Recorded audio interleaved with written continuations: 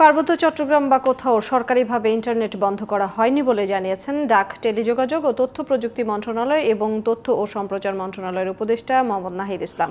অল্প যে সমস্যা হয়েছে সেটি ফুলিয়ে ফাঁপিয়ে প্রচার করা হচ্ছে বলেও অভিযোগ করেন তিনি।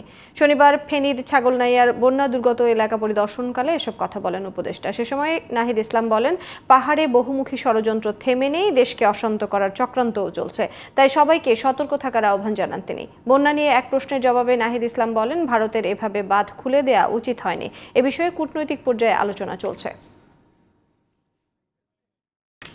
না, পার্বত্য চট্টগ্রাম বা কোথাও সরকারিভাবে ইন্টারনেট বন্ধ করা হয়নি এবং বন্ধ করার প্রশ্নই আসে না।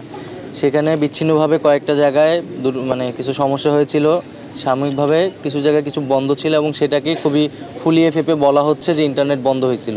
এরকম কোনো নির্দেশনা হয় না এবং এরকম কোনো ঘটনাও ঘটে নাই যে পার্বত্য চট্টগ্রাম বা কোনো একটা জায়গায় সেখানে দীর্ঘ সময় ইন্টারনেট বন্ধ ছিল, এরকম প্রমাণ কেউ দেখাতে পারবে না।